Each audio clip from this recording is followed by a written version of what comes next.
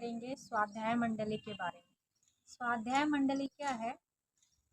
एक ऐसा मंडल होता है जहाँ पे ना स्वयं का अध्ययन मतलब खुद के लिए थोड़ा टाइम निकालना होता है।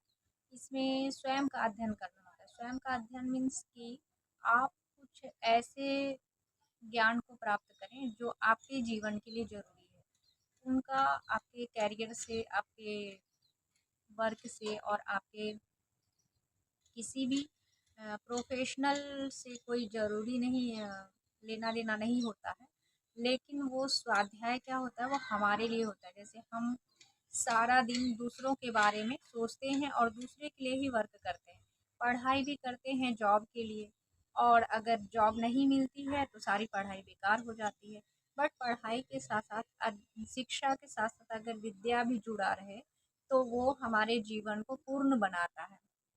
तो कहा भी गया है कि अगर आप सा विद्या या विमुक्ते विद्या ददाति विनय, मीन्स की विद्या से विनय को विनय होती है, विनय से पात्रता होती है, विनय पात्रता को विकसित करता है और पात्रता से धन प्राप्त होता है। तो हम पहले अपने उस चीज़ पे फोकस करें जो हमारी नींव है। तो विद्या हमारी नींव है। हमारे प्राचीन हिंदू धर्म ग्रंथों में विद्या के बारे में विवरण मिलता है, उसकी व्याख्या की गई है। तो शिक्षा को विद्या नहीं कहते हैं। विद्या का मतलब होता है कुछ ऐसा ज्ञान जो हमारे ऋषि परंपराओं से जुड़ा हुआ है, जैसे कि व्याकरण हो गया, इतिहास हो गया, जैसे कि आपका वो अष्टांग योग है, और आपकी जो वेद की बातें हैं, वेद है, वो सब विद्या में आती है। तो विद्या बहुत के भी प्रकार हैं, बट यहाँ पे उन सब चीज़ों के बारे में बात नहीं करेंगे। यहाँ पे हम स्वाध्याय मंडली के बारे में बात करेंगे। स्वाध्याय मंडली क्या होता है कि आप कुछ ऐसे दोस्त जो आपके ही उम्र के हों या फिर कुछ बड़े छोटे आपके विचार से मिलते जुलते हों, वो आपको थोड़ा इसमें हेल्प करेंगे। उनके साथ बैठ कर आप कुछ वेद की बातों को अध्ययन कर सकते हैं। आप प्राचीन इतिहास की बातों को अध्ययन कर सकते हैं, चिंतन मनन कर सकते हैं। तो उसको हम स्वाध्याय मंडली कहते हैं। तो ऐसे तो आप बुक्स बहुत सारे हैं और राइटर्स भी बहुत सारे हैं और वेद भी हैं, उपनिषद भी हैं।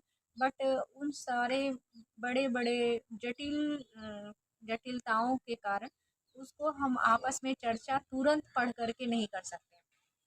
तो इसके लिए एक सरल उपाय है कि हमारे जो गायत्री परिवार के जो रचनाकार हैं, सृजेता हैं, वेद मूर्ति तपोनिष्ठ पंडित श्री राम शर्मा आचार्य जी ने बहुत सारी पुस्तकों का भाष्य किया है। वेद का, उपनिषद का भाष्य किया है, और उसकी उसी भाष्य से छोटी-छोटी पुस्तिकाएँ निकली हुई हैं, जो कि बहुत ही सहज और सरल है, सरल भाषाओं में है, उपलब्ध हैं। उसे छोटे बच्चे भी पढ़ सकते हैं, बड़े भी पढ़ सकते हैं, बुज़ुर्ग भी पढ़ सकते हैं या पढ़ कर के सुन सकते हैं। तो आप सब 2, 3 से लेके 5 के बीच में लोगों को मतलब साथ में लेकर बैठकर किसी भी टाइम में, सुबह का टाइम अगर आपके पास फ्री है तो दोपहर का फ्री है, या फिर इवनिंग का, या फिर नाइट का जो सारा टाइम, अगर आप ऑफिस वर्क में रहते हैं तो नाइट का कुछ टाइम, या फिर संडे का जो फ्री टाइम होता है तो उस टाइम में आप बैठकर स्वाध्याय कर सकते हैं। और उस स्वाध्याय से आपका मानसिक विकास होता है। आपको कुछ नई बातें जानने के लिए मिलती हैं जो आपके दैनिक क्रियाकर्म से और डेली के सब्जेक्ट से बिल्कुल अलग होता है। तो अगर आप स्वाध्याय मंडली बनाते हैं तो उसका प्रभाव आपके जीवन पे पड़ता है। आपको कुछ ऐसी ज्ञान मिलती हैं जिससे कि आप अपने जीवन को सुगढ़ बना सकते हैं, सुंदर बना सकते हैं और सुखमय बना सकते हैं।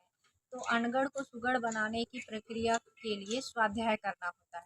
आप पहले अध्ययन कीजिए, 3 से 5 लोगों की मंडली बनाइए और साथ में बैठकर अध्ययन कीजिए।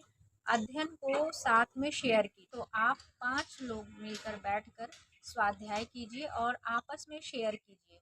आप 5 अलग-अलग सब्जेक्ट को लेकर के अगर शेयर करेंगे तो एक ही समय में 45 मिनट में ही आप एक साथ में एक ही समय में 5 सब्जेक्ट को के ज्ञान को प्राप्त करेंगे। ये बहुत ही अच्छा पॉजिटिव रिजल्ट देता है। ग्रुप डिस्कशन करना, ग्रुप रीडिंग करना, ग्रुप में बैठ कर के किसी भी बात पे विचार विमर्श करना, ये हमारे ज्ञान को 10 गुना ज़्यादा बढ़ाता है। तो आप स्वाध्याय मंडली बनाइए और इस प्रैक्टिकल को अप्लाई कीजिए। इसका रिज़ल्ट बहुत अच्छा आया है और आप हमें बता भी सकते हैं, और नहीं भी बताएं तो भी आप अपने जीवन में देख सकते हैं कि 1 वीक 1 मंथ में या फिर हाँ 45 डेज़ में बहुत कुछ परिवर्तन आप में देखा जाएगा, जो आप खुद बताएंगे कि हमारे जीवन में स्वाध्याय करने से बहुत परिवर्तन आया है। तो धन्यवाद मित्रों, हम फिर मिलते हैं एक नए सब्जेक्ट